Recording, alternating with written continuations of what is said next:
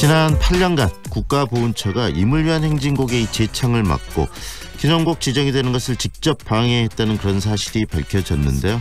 5.18 관련 행사부터 이 노래 재창까지 공식 식순에서 배주되고 또 무산되던 일이 우연은 아니었던 겁니다. 이번 조사 결과에 대해서 5.18 단체의 입장을 들어보겠습니다. 5.18 기념재단 이기봉 사무처장 연결돼 있습니다. 안녕하세요, 처장님. 네, 안녕하세요.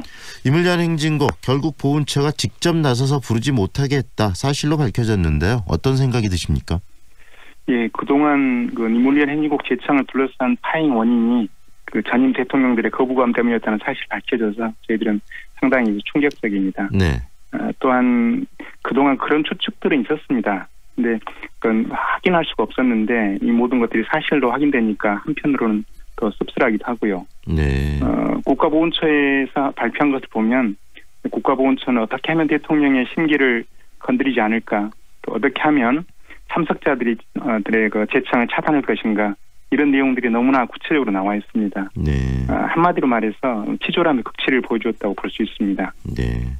정부기관이 이런 행동을 했다는 게 뭐 치졸하다는 말씀을 하셨는데 참 어이없는 그런 상황이 아닌가 싶은데요. 실제로 지난 8년간 이 임을 위한 행진곡 재창이 뭐 행사에 있어서 재창에 하는데 굉장히 많은 부당한 일들이 좀 있었던 거 사실 아니겠습니까? 그 부분을 좀 간단히 정리를 하고 이야기를 좀 진행을 해볼까요? 예, 2009년부터 갑작스럽게 임을 위한 행진곡이 5.18 기념식의 공식 식순에서 빠지고 합창단의 식전 공연으로 배치가 되었습니다. 네. 그리고 이제 2011년부터는 합창, 그때도 역시 재창은 안 된다, 이렇게 이제 입장을 밝혔고요. 보훈처에서 합창단이 합창할 때 부를 사람은 같이 부르면 된다, 이런 식으로 또 입장을 표명을 했습니다. 네. 또 그러면서 참가자들이 재창 시점을 잡을 수 없게 합창단 공연 시에 임을 위한 행진곡의 첫 소절이나 또는 둘째 소절을 아주 빠르게 하거나 또는 느리게 하는 방식 등으로 네. 아주 치밀하게 그 재창을 방해를 합니다. 그리고 이제 이런 것만이 아니고요. 온갖 이념 공세와 방해 공작도 함께 이루어지는데요. 임을 위한 행진곡이 5.18을 대표하는 노래가 아니다, 또 윤상홍과 박기순만을 위해서 만든 노래다, 여기서 말하는 새날은 대한민국 체제를 부정하는 새날이다, 이런 별의별 궤변으로 네. 임을 위한 행진곡을 고사시키려고 했습니다. 또 2016년에는 그 최순실 사건이 터지지 않습니까? 네. 최순실의 그 태블릿 PC에서 2013년 당시 박근혜 대통령의 5.18 기념사가 발견되어서 또 국민적 분노를 사기도 했습니다. 네. 정말 이야기를 들어보니까 5.18을 또 폄하하고 이 임을 위한 행진곡을 제대로 못 부르게 하기 위해서 아주 그 세밀한 그런 뭐 계획까지 정부가 했다는 이야기인데 참 어이없습니다. 다시 한번 이야기를 하지만, 그런데 이 국가보훈처가 여론조사 결과까지 좀 제멋대로 분석했다, 이런 이야기도 나오던데 그 이야기는 어떤 이야기죠?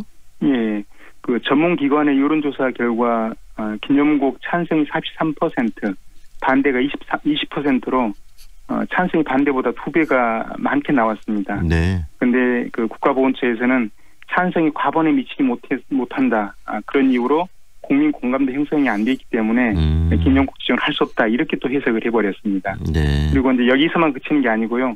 보수 단체들 조정해서 조선일보에 임을 위한 행진곡 반대 광고를 하게 해요. 네. 그러니까 처음부터 이런 기념곡 지정에 의사가 없었기 때문에 상상 가능한 모든 방법을 다 동원했다고 볼 수 있습니다. 네.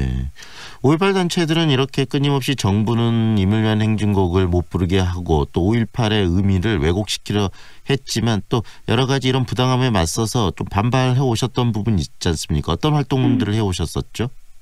예, 2009년부터 계속 매년 강력히 요구했는데 전혀 반영이 되지가 않았습니다. 그래서 2013년에는 또 국회에서 기념곡 지정 촉구 결의안을 통과시켰고요. 저희들이 이제 강력히 요청하고 요구해서요. 또 관련 법을 법률로 개정하자는 그런 법률 개정안도 제출이 된 상태였고요. 2014년에는 국회의장을 만나서 적극적인 협조를 약속받기도 했습니다. 하지만 당시 국가보훈처와 정부 청와대가 이걸 철저히 무시했습니다. 이런 갈등으로 인해서 2013년에는 5.18 기념식 5월 단체 대표가 이제 불참을 했고, 광주 시립 합창단도 이거 재창이 아니고 합창으로 하라고 그러니까 합창 공연을 거부한 적이 있었습니다. 네네. 예, 2015년에는 그 5월 단체와 행사위원회가 또 5.18 기념식에 참석하지 않기도 했고요. 네. 이런 파행들이 계속되어 왔는데 이제 2017년에 문재인 대통령이 취임하면서부터는 이 문제가 비로소 풀리게 됐습니다. 네. 그런데 이 5.18 기념곡 문제, 다시 말해서 임을 위한 행진곡을 제청하지 못했던 문제가 결국은 이명박 그리고 박근혜 두 전임 대통령이 이 놀이에 대해서 거부감을 갖고 있었다. 바로 이 부분 때문이었다는 게 더 황당한 거 아니겠습니까? 예, 이 정권이 5.18을 기념하고 개성할 의사가 없었다고 보고요. 또 국민을 중심에 놓고 이 보훈 정책을 하는 게 아니고 국민과 대결하려고 했기 때문에 문제가 더 심각해졌다고 봅니다. 네. 저희들은 처음에 이 니무리한 행진곡에 대해서 이제 문제 제기가 되었을 때 이 노래가 어떻게 만들어졌고 이 가사의 의미가 무엇이고 이런 것을 충분히 알리고 설명하면 다 될 거로 생각을 했어요. 네. 근데 이렇게 이제 보도에서 알려졌듯이 이명박 박근혜 이 대통령이 이 노래 자체에 대해서 강한 거부감을 가지고 있었습니다.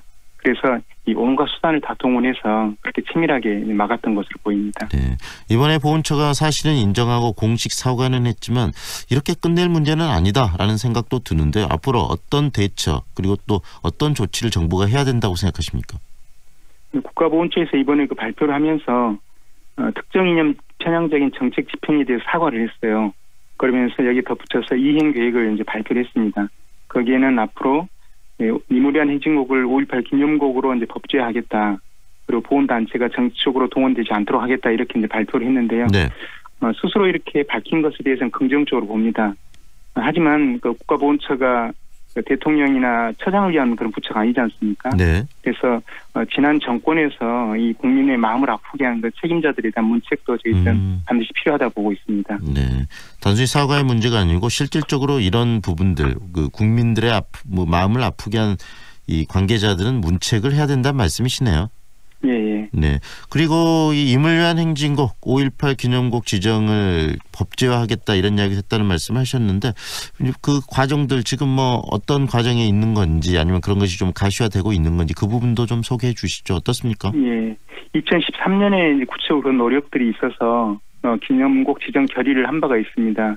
그리고 관련법 개정을 위한 그런 노력도 있었고요. 근데 이제 그간 이게 국가보훈처 반대로 완전히 멈춰 있는 상황입니다. 네. 보훈처에서 이렇게 기념곡 지정 법제화를 약속했고 또 여당인 민주당도 이런 적극적인 의지가 있기 때문에 신속히 후속 절차를 밟아서 더 이상 이런 논란이 다시 일어나지 않도록 해야 될 것으로 봅니다. 네, 오늘 말씀 여기까지 듣겠습니다. 고맙습니다. 네, 감사합니다. 5.18 기념재단 이기봉 사무처장과 함께했습니다.